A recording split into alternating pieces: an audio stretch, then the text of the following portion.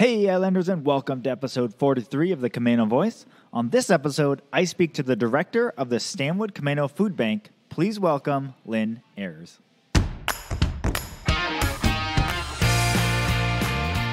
Hi, I'm Brandon Erickson, and you're listening to the Camano Voice podcast, where I interview folks around Camano Island and beyond.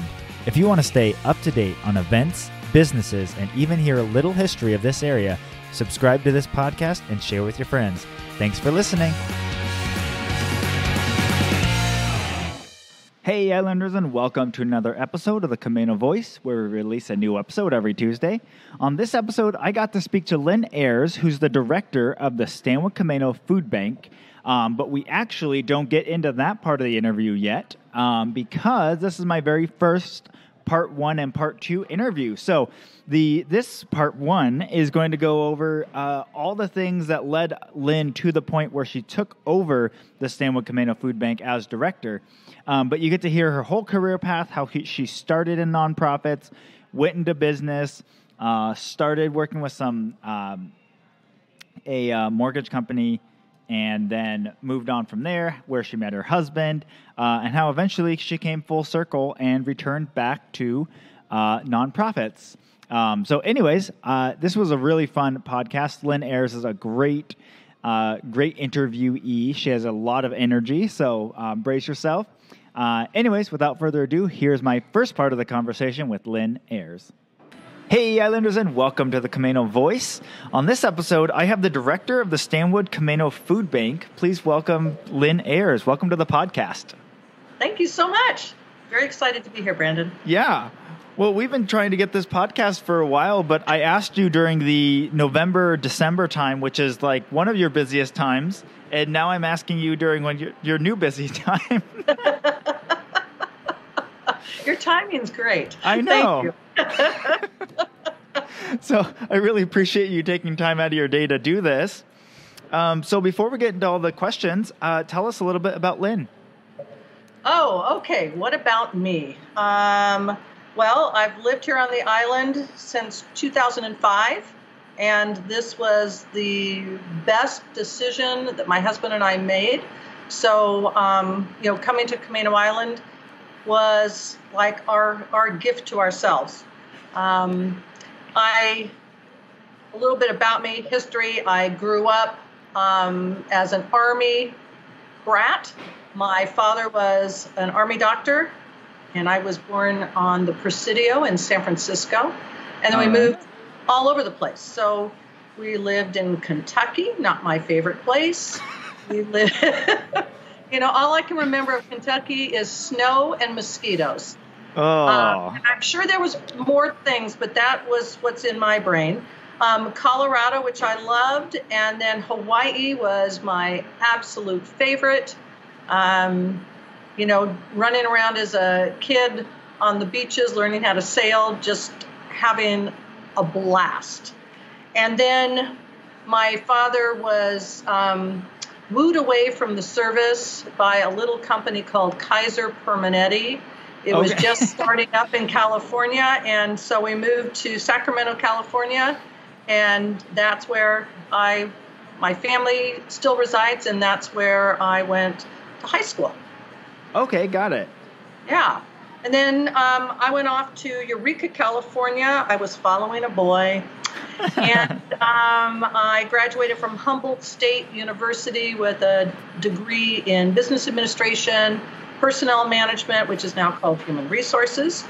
And I was really a PE major when I went up there, but physical education jobs were shutting down, so I decided business was a really good choice.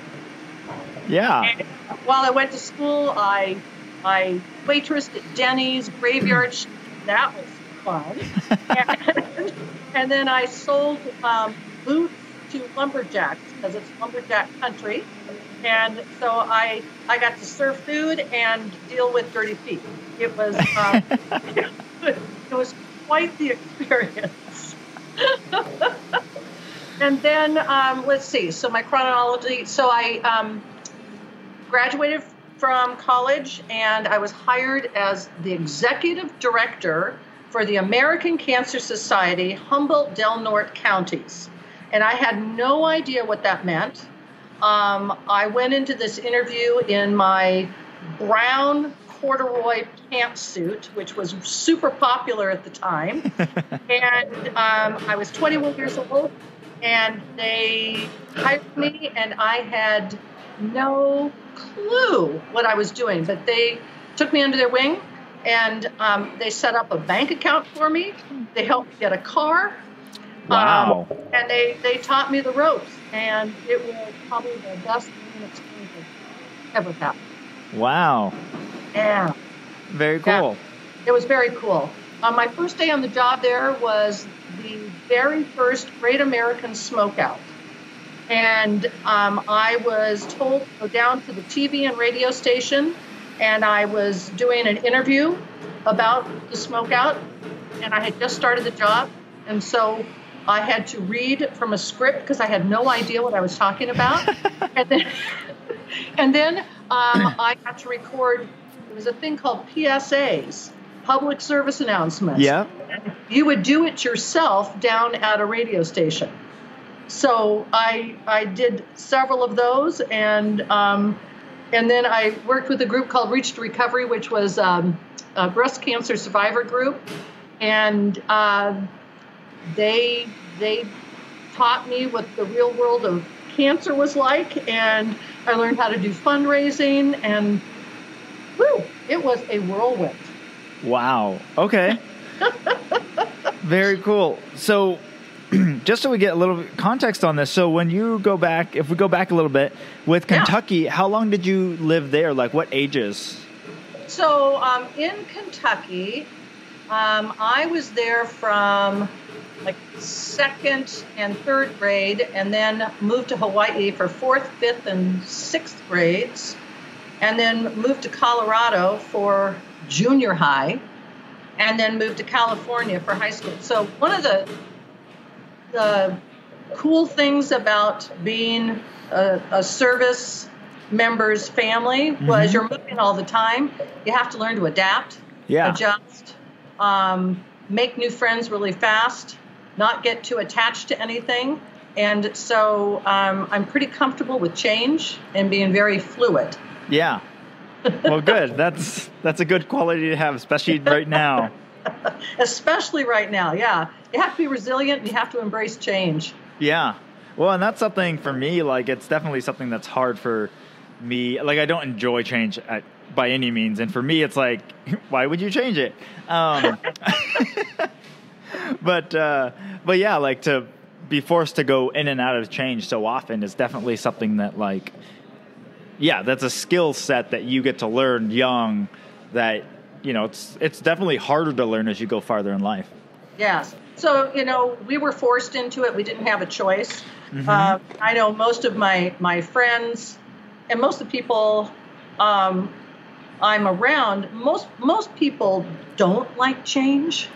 And I don't like to force change, but I'm okay with it. And I'm always prepared for, you know, what is coming next. And, you know, sometimes you also, you know, we moved around a lot. So one of the things that happened was I was so used to moving around that if I was in a house for more than a couple years, I would start getting a little stir crazy and wondering, okay, when are we going to change this up? And so when Jim and I met,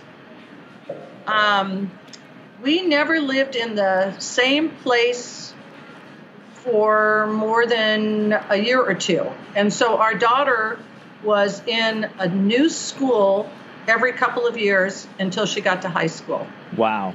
She hated it. Let me tell you, she did not like that, did not like change. Our boys were a little more resilient then, but, you know, it was just something that we did. And then we finally settled down in Washington, down in the Mercer Island area before we moved up here. Got it. Okay. Yeah. So when you went to college for business admin, you said you were originally going for PE. What kind of made you make that switch to business admin? Well, because In California at the time, there was a thing called Proposition 13, and they were cutting all extraneous programs, so physical education, music, and arts. And I realized if I got my degree in that, I probably was not going to be employed in that field. So the logical choice for me was business. You got to do business because it's always useful and necessary. And so I have a Bachelor of Science, not a Bachelor of Arts degree, because I had taken so many science courses. So that's what my degree is in. And it's proved to be the perfect thing for me. Yeah. Yeah. Very cool. So then you talked a little bit about your time with the American Cancer Society, but then was there something interim between those after you graduated, or was that your first kind of real job? That was my first real job. So I went from the Denny's graveyard shift in Montgomery wards selling shoes that. And so I had an actual job that had normal hours and, high expectations. And I worked in it was a very large geographic area. I had a half-time admin and myself. Okay. And then we ran all kinds of programs in addition to doing, fundraising and community service. We had volunteer groups doing all kinds of stuff. So what it did was it was my first job out of college. And then, now fast forward how many years, 40 years, and I'm back in nonprofits. And so it's really nice to have the bookend, so to speak. Okay. So then, so you started with them, and then how long were you with them? I was with them for 3 years, and then my grandparents were getting older, and my folks asked me for some help. So I moved back to the Sacramento area to be closer and help with my grandparents. And then I got hired by a savings and loan, and I went into a management training program with them. So I was able to base in Sacramento and then travel all over California. And while I was with them, I wrote the Management Trainee Survival Kit because there needed to be I thought there's got to be some kind of training manual for people coming on like me that know nothing. At the time, how do you get the wrinkles out of your lovely polyester career wear that all the savings loans had you wear during that time? And, when you're going into a hotel or when you were having a business meeting, what was the protocol? And so it was really fun to kind of put that together and navigate my way. And while I was on that training program, that's actually where I met my husband, Jim. Oh, okay. And yeah. I know he's been interviewed, and I know I've gone through this, but what was he doing at that time when you guys met? He was a manager at the Savings and Loan, and I was a management trainee. Okay. And we were thrown together in a task force, and we had a really, really tough job. Our job was to go to Monterey and Carmel, California, and it's a very, unpleasant place because beaches and wine and we had to spend 2 weeks there on an expense account, wining and dining all the small business owners and invite them to a grand opening of a new branch in Monterey. And it was going to have music and food and beverages, and it was free. And that was our job for 2 weeks. Wow. So we did that, and then we decided, you know what, we really like each other, so we ran off and got married secretly. After 2 weeks. and we have been married 41 blissful years. Oh, congratulations. Oh, very cool. Oh my gosh. Crazy things. Yeah. Oh, so that was probably our best experience in the savings and loan because, it was beautiful weather, Everyone was happy to see us. Everyone wanted to come to a party. And at the time, savings and loans threw the best parties. And so no expense was spared back in the day. This was, back in 1979. Wow. A long time ago. Oh, Lord. Oh, So please very don't cool. do the math. I lost track. It's fine. Good. I have to go. Oh, very cool. So then, while you were there, then is this kind of where, I guess, prior to this, had you been involved or like done a lot of wine tastings, or was that something that you had been interested in prior to, or did this kind of just start that? This started that. Back then, Jim and I thought we had discovered Sutter Home White Zinfandel. It's, at the time, I think it retailed for about $2 a bottle. It was a pink wine. It was sweet. It was a screw cap. And we thought, we are on top of the world. We are such great wine tasters. We learned a whole lot. We love wine. We learned to appreciate wines. We actually, on our honeymoon, we joined a winery called Navarro in the Anderson Valley. It's kind of Mendocino area. And we've been members of theirs for 41 years. Okay. So no matter what's happened in our lives, we have always held on to that wine club membership. And it's to remind us really how long we've been married and how far we've come in our palate for wine. So we love wine. We weren't afraid to try anything.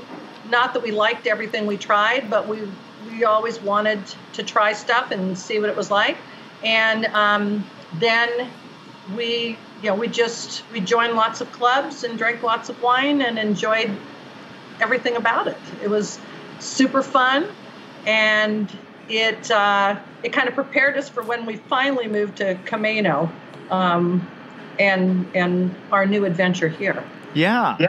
So then, as far as like learning wine and stuff like that, I mean, you get it from experience and doing it, but what were kind of the, for people that are trying to maybe get into wine or learn about it, what were kind of the steps that you guys took to kind of increase your palate and things like that? Well, we went to a lot of wine tastings. We talked to a lot of winemakers. We talked to we read a lot. But truly, there's a whole mystique to wine and wine tasting and the swirling and the smelling and, all that stuff. But bottom line is, what is it you like to drink? It doesn't really matter if it has high ratings. There's certain raters that I trust, but in the end, we each have a different palate. We each experience things differently. And so what is it that we love? And find it and drink it. I mean, I've read, we've traveled, we've tried wines all over the world. And it really comes down to what is it that I really like or Jim really likes. And we each like very different kinds of wine. And so we have a lot. If you can see back behind me, we've got lots of wine back there. But when I had my shop, one of the things was it's not about the ratings. It's not about the name. It's really, what do you like to drink? What kind of price point are you comfortable with? And then go for it. Don't be ashamed of it. Just embrace that and go, yeah, this is what I like. And, our palates change over time. So we used to like sweet wines, and then we like Zinfandels, and then we went into super dry wines. And, now we drink kind of the whole gamut because it's fun. It's like a party in your mouth. What's the new experience going to be? Yeah. Yeah. It's kind of like coffee, yeah. Tea, same kinds of things. Yeah, There's for sure. So many nuances. Yes. Yeah. No, there's definitely a lot of that. And that, that was kind of when we were, not we, because I wasn't there, but when my dad was starting the company and everything, and how he's crafted the coffee to this point, and then now TJ continues that on. But our mission, I feel, was always to create a great cup of coffee that tasted like what you would expect, like just a really good cup of coffee. There's a lot of coffee roasters that do like third wave coffee roasting, which is like, so like in flavor compounds, wine has, I forget the number, but coffee has 4 times the number of flavor compounds as wine does. Yeah. But that's at the very base level. As soon as you start roasting it, it starts losing some of those off. Well, the coffee world has moved to this point where they're like, well, what are all of the flavor compounds in coffee? And so the lighter you roast it, the more of those flavor compounds that get, you get to taste and determine. But in that, you can get coffees that are so light roasted, they almost taste more like a tea. Like they're so bright. When you brew them, they're lighter. Like they just don't taste like what you would expect coffee to. And there's this world of coffee where people are aiming for that. But the goal from our perspective was always to create a great cup of coffee that tasted like you expected it to, but just the best version of that.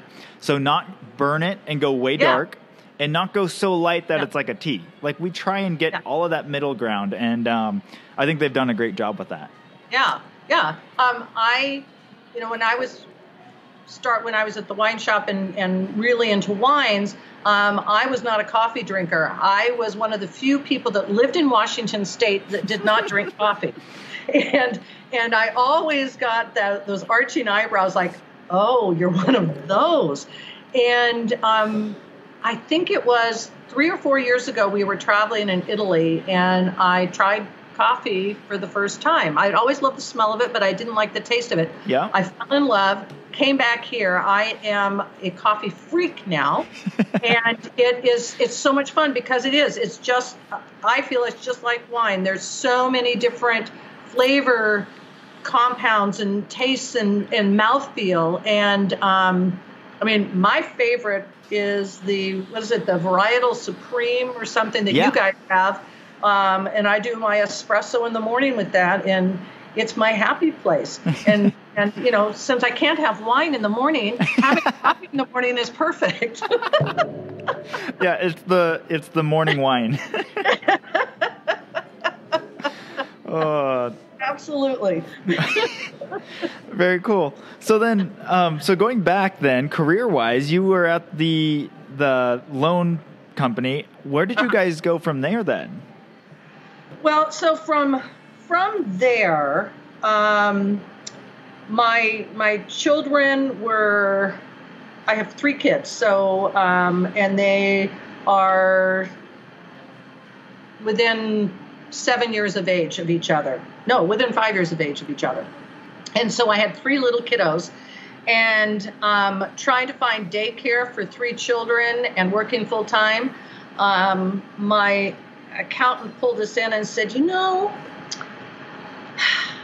says, I hate to recommend this, but I really think that you should consider not working full time because everything you're making is paying for childcare. Yep.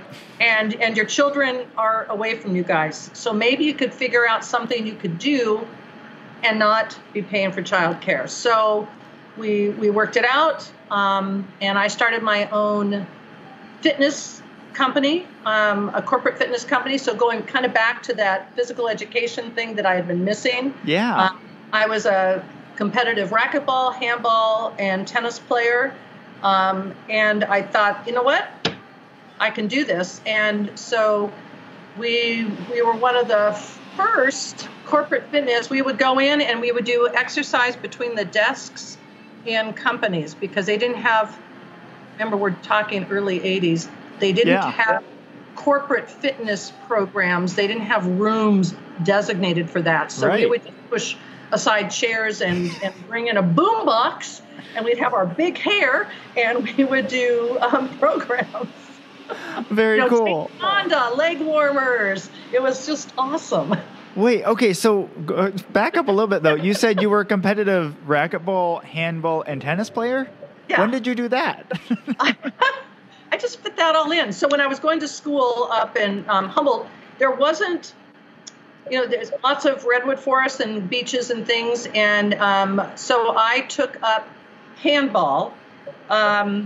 And I had some great instructors up there. And it took a while. Handball is really hard on the hands. You're jamming your fingers and your knuckles, and you have bruises, and it was kind of an ugly game, but it was really, the endorphins got going. So I learned handball, and then racquetball kind of came around. I thought, oh gosh, my hands don't hurt as much, and I have pretty good eye-hand coordination, and yeah, I played that all through college, and then when I was pregnant with my daughter, I was 1 month from delivering her, and I won the second or third phase in a racquetball tournament in the state of California. Now, one of my competitors complained. They said I was distracting because I was pregnant. But I did win. That's hysterical. That's awesome, though. Oh, my word. I had to get smarter because I couldn't move as fast. So I had to play a little bit smarter. But yeah, we've got, in fact, Jim's been going through old pictures. With COVID-19, he's getting my honeydew list done. And so he's been in the garage going through bins of 40 plus years of photographs, and he came across photographs from that racquetball tournament. Wow. That's crazy. Very cool.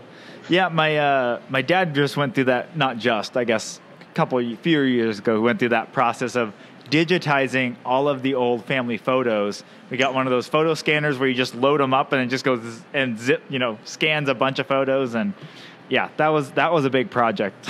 Yeah, but it's really nice to get them digitized because you don't go through those boxes anymore. No.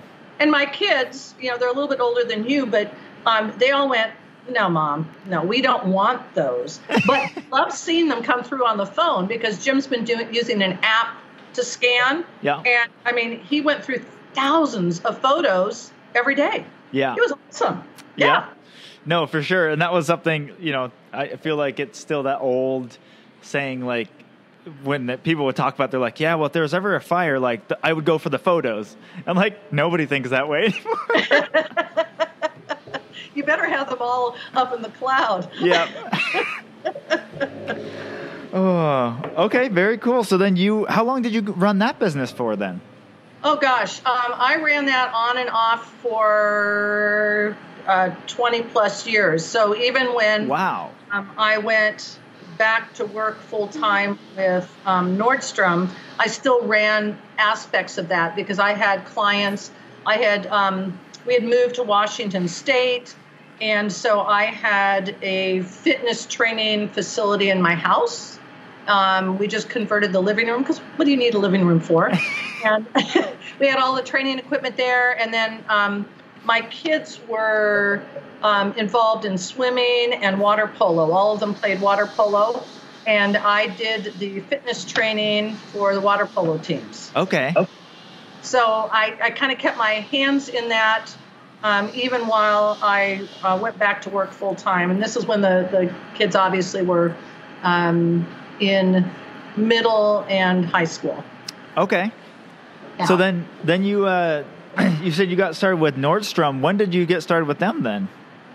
So Nordstrom, they were like many other companies. This is 2001, I think. Okay. Yes, right before 9/11. I was contacted by a friend who worked for Nordstrom, and they were doing a little bit of online selling. Mm-hmm. So this is when online shopping was pretty new, and it wasn't nearly as streamlined as it is now, right? Or as popular as it is now. And so she called me. She said, we need some help. We're having some issues. We've got lots of turnover with our product coordinators, and we don't know what's going on. Would you come in for the summer and just take a look and see what you think? And so I did, and it was fascinating. And yeah, they were being worked 80 hours a week. They were working super long hours. They weren't getting paid well. They weren't getting many benefits. And the turnover was astounding. And so at the end of my summer, they asked me if I would stay. And I said, oh, I don't think so. Golly. I said, the only way I could do this is you're going to need to hire at least 50 people. Here's what the plan would look like. Here's the recommendation. I know this isn't really what you wanted. And they went, oh, yeah, no, we're not doing that. Thank you very much. Goodbye. And then 2 weeks later, they called me up and they said, okay, we've accepted your proposal. Please come back. And we just completely transformed that whole area and got the support that was needed. And then they just kind of flew. So I was there 2001 till 2005 when we decided to move up to Camano. Okay. Yeah. Very cool. It was fun. It was crazy. I mean, I went from fitness and savings loans and cancer and wine and stuff, and now suddenly I'm in fashion. And if anyone's ever seen me, I am not a fashionable person in the least. I was not the walking billboard that Nordstrom, luckily I was in an office, I was behind the scenes because I was not that person who really cared. I'm right with you. Yeah, T-shirts are really cool. I like T-shirts. Yeah, jeans and T-shirts, super comfy. Sweatshirts are exactly where I always go to. That's my go-to. Yep, that's it. Got to be comfortable. Yep. Oh, very cool. So then you were with them like in that launching phase and all of that then, of them getting started. Okay. Yeah. So, Nordstrom is an amazing company and they were super innovative. They decided during this time that they were going to launch, they wanted to do the interface for the back part of the shopping experience. They wanted to do it themselves instead of buying something that was already set up. Yeah. And they did that and they launched it and the entire system crashed. Oh, no. Oh, yes. And so I had to bring in like 100 temporary people. We were doing everything on spreadsheets. And I had a 7 a.m. meeting every day with the IT department. I learned more about IT than I ever cared to know. And it was a very painful process for about 9 months. It was like birthing a child, and finally they came out of it, and it was such a relief. Oh my word! Oh. Well, I think what's fascinating is throughout all of these things you've managed and kind of directed through these very different careers and different types of jobs and stuff like that. But it breaks back down to the whole, if you sit down, can work through the problem, come up with a solution, and then figure out a way to implement that, you can use that skill set in any, no matter how you get to apply that. Yeah. I consider myself a fixer. Yeah. Take a look at something, find a solution, and usually it works out. I love puzzles. I love that whole idea of, okay, present a challenge and let's see what we can do with that. And luckily too, there's tons and tons of talented people around, to tap into. I am not an expert in anything. I'm a generalist, but I certainly know all the experts, and I love collaborating with people and making, saying, okay, here's what we've got. How are we going to make this better? Right. Or how are we going to change it? Or should we do something? Yeah. Well, and that's something like my brother-in-law, TJ, who runs the coffee roaster, has been very good at. And he's tackled a bunch of different types of projects as well. Not quite as broad, but like in his thinking, that's how he works through it. It's like breaking down the problem, breaking it down into steps, and then implementing those steps. And it's always been very helpful for me to be able to go to him and be like, okay, this is my problem. What do I start with? And very cool. Yeah, and not to be afraid of it. Every once in a while, you can kind of go, oh, no, is that one too big for me to tackle? And then, if you sit on it and breathe, usually you can find a way. There's usually a way. Yeah. Hopefully it's graceful. Yes. All right. So then from Nordstrom, that you said you were there until you guys decided to move up here then. Yes. Okay. So decided to retire again. And so we were trying to figure out where that would be. And we wanted to be on the coast. And so I took a road trip by myself, drove down the coast of Washington, Oregon, and California, and came back 3.5 weeks later and said, oh, man, I couldn't find anything that fits right. And so Jim pulls up a map. He goes, hey, there's this place called Island County. And there's an island in Island County that has a bridge. Why don't we drive up there and see what that's all about? We had driven on the I-5 corridor forever. We had never noticed the turnoff for Stanwood Camano. And we were blown away. Oh my gosh. What a little piece of paradise. Yeah. And so we drove here, we drove to Windermere, we got an agent, and 2 weeks later we'd made an offer on a house. We do everything in 2-week increments. I see that. And it was, we fell in love. It was the perfect place. And as soon as our house closed, Jim moved up and slept in a sleeping bag while I closed up our house on Mercer Island. got everything moved out. He couldn't wait to be up here and get involved in the community and just see this. It was the best move we've ever made. Very cool. So then how long after moving did you guys start looking into getting something else started? Because you guys retired, you moved to Camano. I was not looking for anything. I was not looking to do anything else. I was going to walk the beaches and do my photography and drink wine. And so we found this great little wine shop that was in the Camano Commons Marketplace. And we got to know the people there.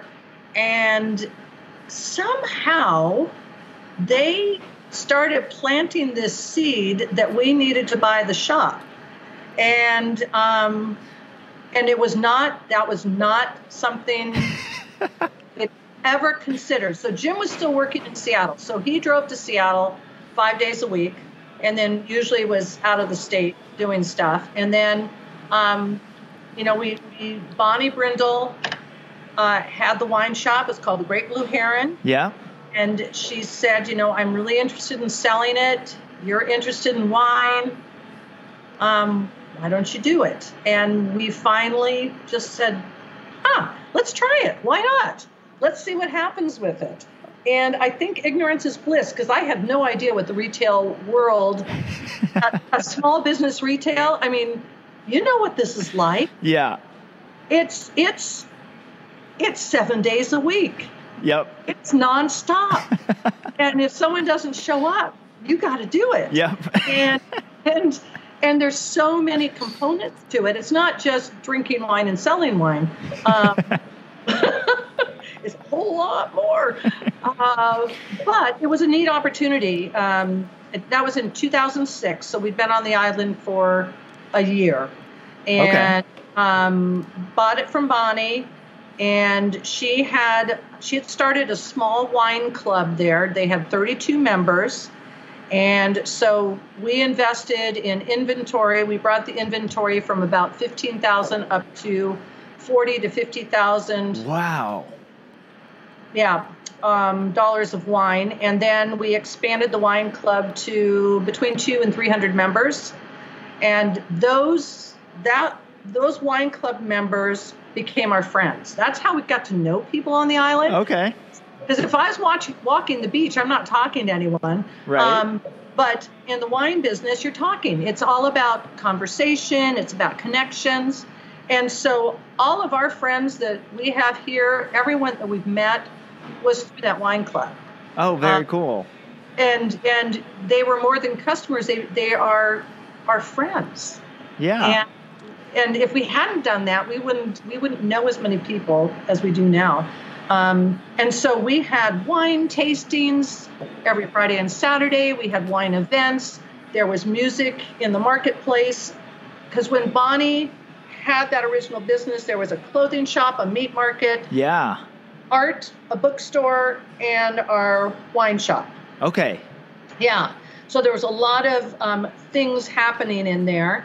And it was probably the most exciting, exhausting thing I've ever done.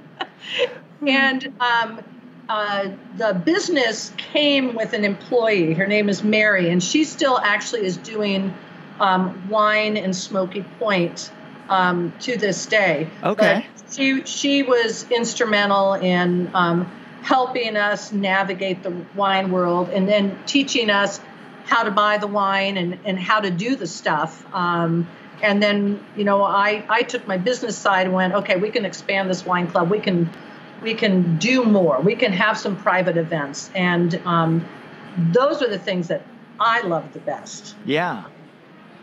Yeah, no, and I remember the events that, I didn't go to them, obviously, I was a little young, but... Keep reminding me. but it is something that, we've kind of chased getting back to, and haven't successfully gotten that, but that, the events where you would just drive up in the evening and the parking lot would be full because you guys had live music and events and people wandering about. And, that was a great environment that you guys had. Yeah.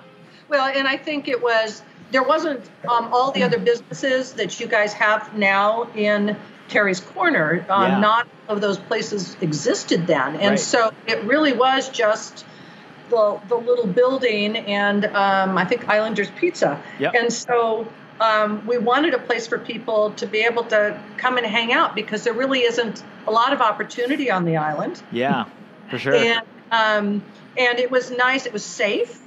So people could be there until 9 or 10 at night and have a really good time. And I hope, Brandon, not me, but my hope is that someone else will open up something similar. It would be really cool to have that, with Tapped. You've got so many cool businesses there, and then to just have that as an anchor. So you've got the beer and the wine. It would be, and the coffee, and it'd be cool. It'd be really cool. For sure. Yeah, it's something we continually are looking at as something we'd be really interested. We've talked about something we think would do great in the complex would be a wine lounge / tapas bar. Yes. So, perfect. Whenever you're retired from your next thing. I'll keep that in mind. Very cool. So when did you guys actually end up closing that down then? That was in 2009. So Bonnie, when she and her husband bought that building, he passed away, and Bonnie needed to sell the building. And so it was a decision-making time for us. Do we try to find a new location and continue the business, or do we say this is enough? And at that point, it was this is enough. I am not a bookkeeper, and I was having to do the bookkeeping along with everything else, and that is not my forte. I'm willing to tackle anything. QuickBooks and that kind of stuff is not what I do best. and so I was hiring contractors to come in and do that because we couldn't find a bookkeeper to save our lives. Yeah. And so I said, that's it. So when we announced it, we were afraid that we were going to go home with $40,000 or $50,000 worth of wine and to our house. So we announced it to our wine club members. They got first choice to come in and purchase wine. I never sold below the price we paid. And the day that we closed, we have 9 bottles of wine left in our shop. Wow. So I had to order wine because I needed some wine to bring. 9 bottles was not enough. Oh. Well, you still had your trusty club, right? Yeah, oh my gosh. Yeah, they were awesome. If it hadn't been for them, they kept us going through the winter because, we lose a lot of our population in the winter up here. And so I would imagine like your coffee club, the wine club really kept us going through the wintertime and then allowed us to flourish in the May through October when we have most of our residents back here on the island. Yeah. Very cool. Yeah. Well, a big thank you to Lynne Ayers for joining me for part 1 of this podcast. Be sure to come back next week for part 2, where we get to go into how she actually got involved and started with the Stanwood Camano Food Bank, as well as how they reacted and dealt with the situation surrounding COVID.